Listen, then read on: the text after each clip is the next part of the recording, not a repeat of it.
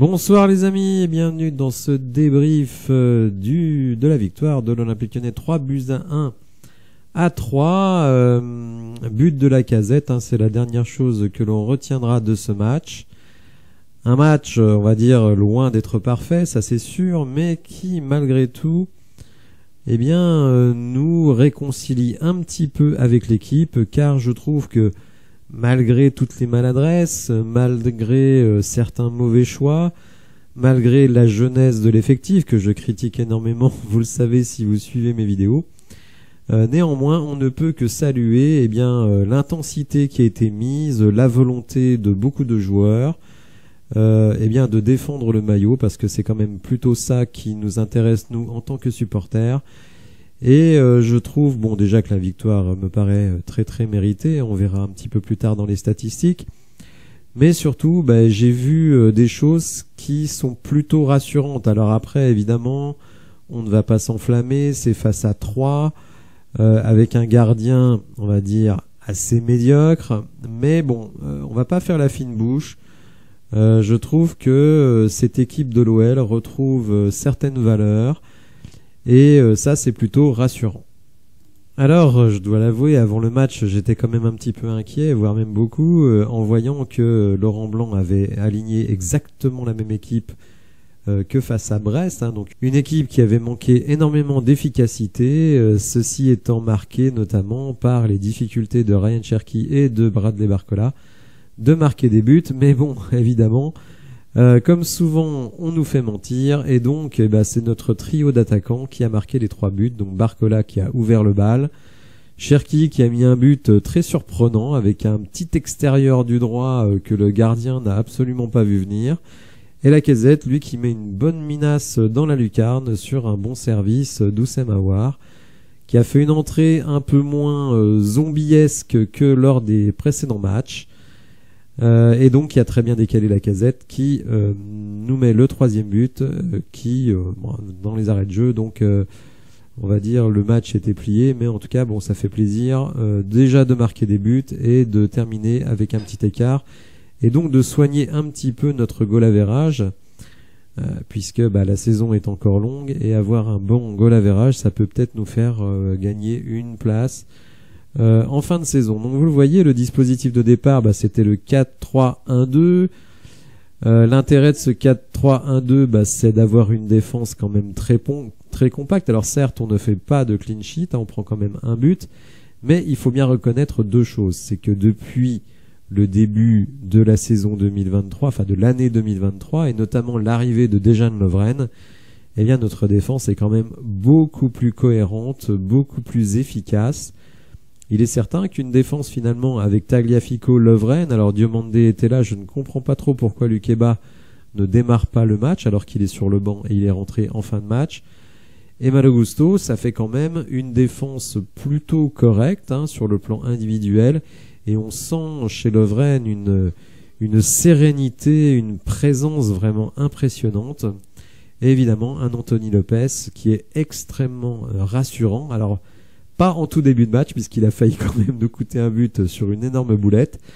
Mais ensuite, il a dû intervenir une fois réellement dans le jeu sur une action dangereuse, et il a fait le métier. Alors ce qui m'inquiétait beaucoup, c'était l'animation, notamment avec ce trio de milieu. Même si dans les compos, on a eu de temps en temps du Thiago Mendes. Mais ce qui est rassurant, je trouve, c'est que Corentin Tolisso a tenu tout le match. Alors je vais pas vous dire qu'il fait un match extraordinaire, mais il tient le match. Je trouve qu'il progresse athlétiquement, peut-être qu'il commence à retrouver de la confiance dans son physique. C'est encore trop tôt pour le dire, mais en tout cas c'est un constat. Maxence Cacré, Le Penant, alors eux, je ne sais pas combien de kilomètres ils ont parcouru. Cacré est sorti vers la 70e minute, mais alors lui, Le Penant, de la première à la dernière minute, il est toujours à 100%. C'est vraiment impressionnant. Alors après, l'utilisation du ballon des deux joueurs, évidemment, laisse toujours à désirer, même si Cacré donne la première passe décisive sur Barcola. Mais on va dire que globalement, on peut pas dire que ce soit des amoureux du ballon, notamment sur les phases offensives. En tout cas, on doit aussi saluer l'effort de ces joueurs-là, l'effort permanent, l'effort constant. Je trouve qu'il y a eu beaucoup de solidarité dans l'équipe ce soir, c'est ça qui me plaît. Une certaine sérénité défensive, notamment avec Lovren qui semblait vraiment être le patron de cette défense. Et au milieu de terrain, beaucoup d'efforts à la récupération. Alors c'est vrai qu'il y a quand même quelques motifs d'insatisfaction, c'est l'animation des couloirs. Alors évidemment, Le Penant, Cacré, alors ils essayent d'être très présents sur le terrain, mais on peut pas être à la récupération et à la création ensuite. Donc je trouve que Malo Gusto et Tagliafico, alors même si Tagliafico fait globalement un bon match, mais je trouve qu'ils n'ont pas vraiment su dédoubler et venir apporter du danger dans les ailes. Donc le danger est surtout venu sur des exploits individuels, sur des jeux dans des petits espaces qui sont plutôt positifs, mais ça demande encore beaucoup à être perfectionné. Je trouve que pour une fois les entrants ont été plutôt intéressants. Alors sont entrés Amin Sarr qui malheureusement pour lui n'a pas encore eu une vraie grosse occasion, mais en tout cas lui aussi s'est mis un peu dans le ton de l'équipe, à essayer de faire du pressing, à essayer de revenir défensivement. On voit quand même que c'est un joueur qui est extrêmement puissant, donc ça c'est intéressant. J'ai trouvé également que l'entrée d'Oussem Aouar était plutôt correcte. Alors je vais pas vous dire que il a été exceptionnel, mais je le sens quand même un petit peu plus impliqué que dans les matchs précédents. Un peu étonnamment, Malo Gusto est sorti, mais je pense que c'était pour donner du temps de jeu à Koumbedi, qui n'a pas fait une grande rentrée, mais bon, on sent que Laurent Blanc aime beaucoup ce joueur, Koumbedi, et qu'il a envie de lui donner du temps de jeu, donc je ne vais pas critiquer cela. Lukeba est rentré en fin de match, tout comme Boateng. Alors ça nous a quand même surpris, puisque Lovren est sorti, je pense, à 4 ou 5 minutes de la fin du temps réglementaire, remplacé par Boateng. Je pense que c'est par précaution, puisqu'on a quand même énormément de matchs ces temps-ci, puisqu'on va jouer la semaine prochaine en Coupe de France avant de réattaquer le championnat. Alors un petit coup d'œil sur mon graphique favori, l'attaque momentum, donc l'élan offensif. Et vous voyez qu'après des débuts extrêmement timides, l'OL a quand même eu des occasions et a su concrétiser, notamment donc avec un but qui a permis donc de mener 1-0 à la mi-temps sur une action effectivement initiée par Maxence Cacré après une récupération et donc une finition, on va dire, assez empreinte de réussite par Bradley Barcola. Début de deuxième mi-temps un peu apathique et ensuite on va dire quelques offensives mais pas grand chose de très convaincant. On peut pas dire que cette deuxième mi-temps ait été très excitante à regarder. Il est vrai qu'une fois que l'on a mené 2-0, on a commencé un peu à souffler. Malheureusement on encaisse un but, ça c'est dommage. Et ensuite, vous voyez, ce qui est étonnant quand même, c'est que 3 n'a pas été très dangereux. Regardez un petit peu leur attaque momentum, il est vraiment très très modéré. Et donc à la toute fin, le but de Lacazette. Alors, allons un petit peu plus loin dans les statistiques et vous allez voir que ces stats ne sont pas totalement en notre faveur, puisque au niveau des expected goals, figurez-vous, aussi étonnant que ça puisse paraître, c'est 3 qui a la meilleure statistique à 0,9. Et nous, on a 0,73. Alors j'avoue que je suis étonné de ce chiffre parce que alors c'est vrai, le tir de Lacazette, il est très beau. Le but de Cherki, il est inattendu. Je pense que c'est une situation qui s'est rarement vue. Et celui de Barcola, c'est vrai, avec un petit peu de réussite. En tout cas, c'est nous qui avons le plus de tirs cadrés, 6 sur 10 tentés, 58% de possession, 3 tirs bloqués.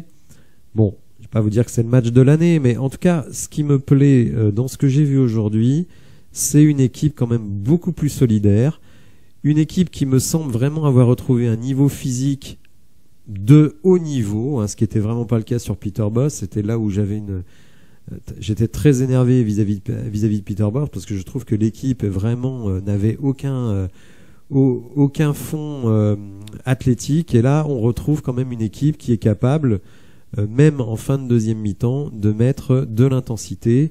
Évidemment, c'est très très important. Ce qui est quand même gênant par contre, c'est qu'en reconduisant systématiquement la même équipe, on tire quand même un petit peu tout le temps sur les mêmes joueurs, et certains de ces joueurs sont quand même très jeunes, donc ça c'est quand même un petit peu embêtant.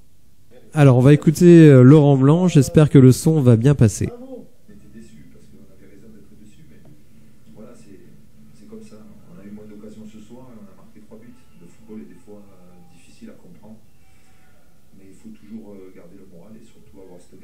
pour marquer des buts, parce que c'est la chose la plus difficile et importante dans le football. Oui, parce que les points sont importants dans le football pour remonter, mais face à Brest, finalement, dans ce match-là, vous avez eu 28 tirs, je crois, 75% de possession de balles.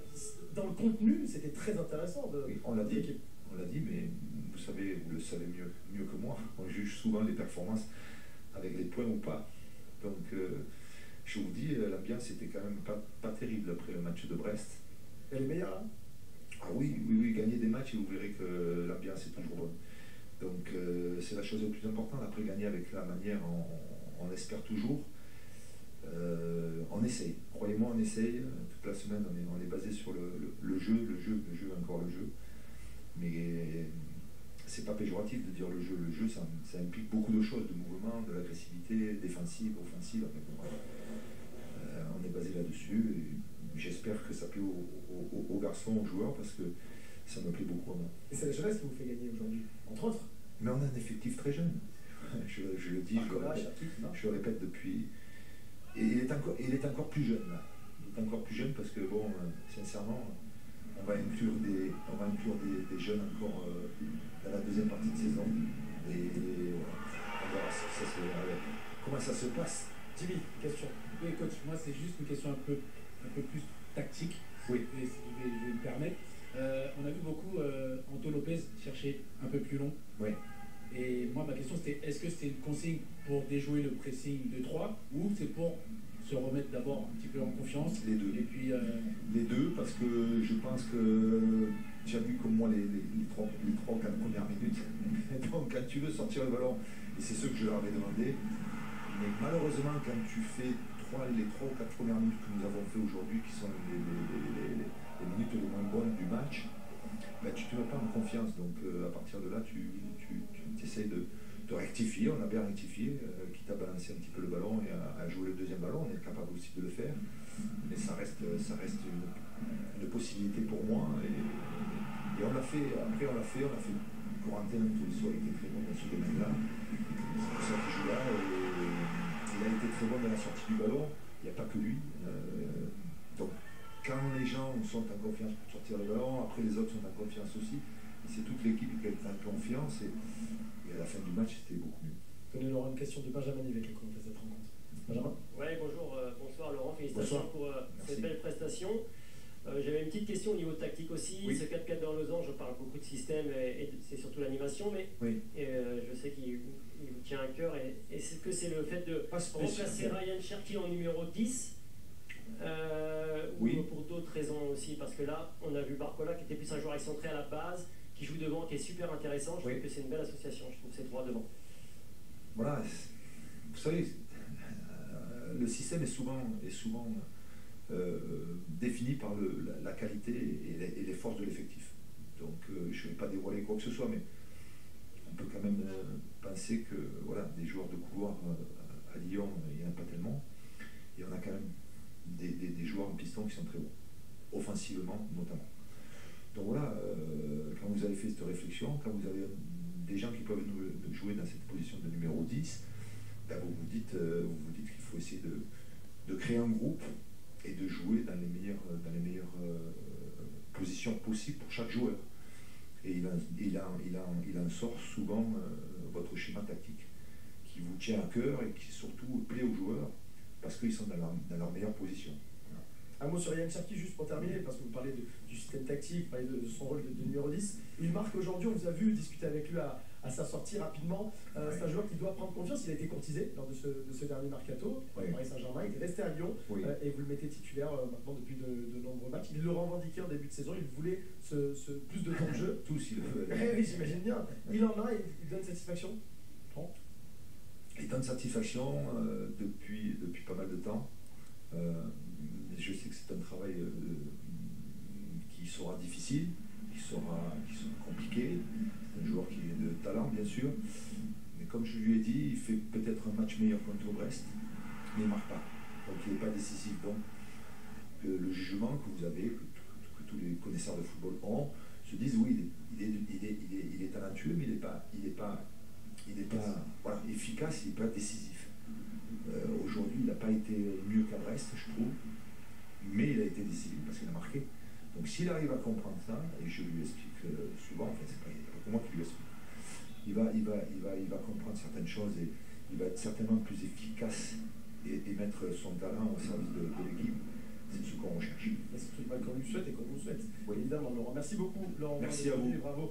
Voilà, désolé si le son n'était pas parfait, mais bon, en tout cas, j'espère que vous avez apprécié cette interview de Laurent Blanc. Alors qu'évidemment est très soulagé parce que, comme lui, on était quand même en grand désarroi après le match de Brest, tout comme celui face à Strasbourg où l'équipe a largement dominé, a eu énormément de tirs, d'occasions et malgré tout n'a pas réussi à prendre les 3 points. Donc là, on sent quand même un soulagement. Et c'est vrai, bon, l'équipe fait un match moins bon, évidemment, que contre Brest, mais cette fois, s'en repart avec les 3 points. C'est un petit peu d'ailleurs comme à Ajaccio. Mais en tout cas, moi, je retiens vraiment cette solidarité qu'on retrouve dans l'équipe, le fait d'avoir éloigné certains joueurs, d'avoir mis d'autres joueurs un petit peu au placard. Eh bien, écoutez, même si je trouve qu'il y a un déficit de talent dans l'équipe, peut-être qu'il y a plus d'entrain, plus d'envie d'aider le copain, d'aller faire les efforts. Et c'est vrai que Maxence Cacré, je trouve, et Johan Le Penant sont un peu les symboles de cette équipe, c'est-à-dire tout n'est pas parfait, hein, notamment dans la transition, dans le jeu d'attaque, mais il y a une volonté vraiment de mouiller le maillot, hein. Je sais que c'est un cliché, mais pour le coup c'est assez vrai, de mouiller le maillot pour l'équipe, et je trouve que c'est assez rafraîchissant. Je dis pas du tout que ça va nous permettre de finir dans le top 5, loin de là, on en est très loin, d'ailleurs on va regarder un petit peu le classement et les prochaines échéances. Mais au moins, je trouve que ce soir, écoutez, on est content et fier. Ouais, fier. Enfin, en tout cas, moi, je le suis. Peut-être pas vous, mais fier d'avoir vu des joueurs qui se sont donnés pendant 90 minutes. Ça a été rarement le cas à l'extérieur. Mais j'ai l'impression quand même qu'il est en train de se passer quelque chose dans cette équipe. Alors évidemment, il faudra confirmer, et notamment cette semaine contre le LOSC, puisque là, ce sera en Coupe de France et ce sera très très important, avec une équipe de Lille qui joue très très très bien mais qui n'arrive pas à marquer, c'est quelque chose que l'on connaît bien. Alors peut-être que ça va ramener des gens au stade, parce qu'il faut dire quand même que sur les derniers matchs à domicile, les travées sont assez vides, donc peut-être que ça va ramener des gens au stade, et d'avoir cette équipe de jeunes qui se donnent et des anciens qui essayent de bien les encadrer. Alors avec un nouveau but marqué, Alexandre Lacazette, mine de rien, est passé à égalité avec Kylian Mbappé, deuxième meilleur buteur de Ligue 1, derrière l'étonnant Balogun. Donc 13 buts quand même pour Alexandre Lacazette, plus 4 passes décisives. Donc individuellement, c'est quand même une saison vraiment réussie pour Lacazette. Et un retour qui, pour le coup, est quand même très très positif. Alors au classement, vu que sur les dernières semaines on avait plutôt tendance à perdre des points et des places, eh bien pour le coup aujourd'hui on en gagne un peu. Alors c'est vrai, avec un match en plus, donc il faut pas trop s'enflammer. On repasse donc à la 8e place avec 32 points. Une différence de but quand même assez confortable, qui fait que si on arrive à remonter et à être à égalité à peu près avec ces équipes-là, eh bien on pourra finir devant grâce à notre goal average. Alors évidemment, 32 points avec un match en plus, ça nous laisse encore très très très très loin de la 5e place et encore plus de la 4e. Mais en tout cas, une dynamique quand même un peu moins dégueulasse qu'il y a quelques temps, parce que j'ai passé l'interview de Laurent Blanc et en fait j'ai envie quand même, on va dire féliciter l'équipe, mais je voudrais quand même apporter tout mon soutien à Laurent Blanc, parce que je suis excédé de lire et d'entendre que sa moyenne de points est dégueulasse. Je trouve ça mais d'une injustice totale. Bon, déjà parce qu'il faut se souvenir qu'il arrive à l'OL pour un déplacement à Rennes avec une équipe athlétiquement au fond du trou, moralement encore pire. Donc, faire sa moyenne de points en incluant ces matchs-là, je trouve ça vraiment honteux. On fera sa moyenne de points à la fin de la saison, quand il aura eu du temps pour travailler. Alors, sur les 5 derniers matchs, finalement, on est à 2 victoires, 2 nuls, 1 défaite. C'est pas génial, mais on va dire, il semble quand même qu'il y ait une petite progression, parce que ce match nul-là, malgré tout, il était largement dominé par nous. Même ce match face à Strasbourg, il était largement dominé. Donc, je trouve quand même que depuis la mi-janvier, il y a du progrès. C'est pas génial. Il faut pas s'attendre non plus à ce que ce soit génial, parce qu'on a des joueurs qui, malgré tout, restent des joueurs quand même assez moyens. Mais moi, je sais pas ce que c'est pour vous. J'ai pris du plaisir à voir ce match. Et je trouve que Laurent Blanc fait du super boulot. Selon moi, il est vraiment en train de démontrer qu'il peut être encore un coach de qualité en Ligue 1, parce que le football que l'on voit jouer par l'Olympique Lyonnais, je suis désolé, mais c'est un football extrêmement moderne, avec une récupération très très haute, une grosse intensité physique. Notre milieu de terrain, effectivement, n'est pas hyper technique, mais en tout cas, en termes de débauche d'énergie, c'est quand même quelque chose. Alors, ça passera pas à tous les matchs, ça c'est sûr. Mais moi, personnellement, ce soir, j'ai pris du plaisir à regarder mon équipe, ce qui n'était pas forcément le cas pendant des semaines et des semaines. Donc, bon, ça demande évidemment à être confirmé, mais bon, là, il y a un calendrier tellement serré avec énormément de matchs, eh bien que on va pouvoir voir très rapidement si cette équipe a franchi un cap ou non. Je trouve, en tout cas, moi je retrouve du plaisir à regarder l'équipe, ce qui n'était pas forcément le cas depuis quelques temps. Voilà, n'hésitez pas à me dire dans les commentaires ce que vous en avez pensé. Si vous avez apprécié la vidéo, n'hésitez pas à la liker, à vous abonner à la chaîne, c'est très important. Et je vous dis à bientôt pour de nouvelles infos. Merci, au revoir.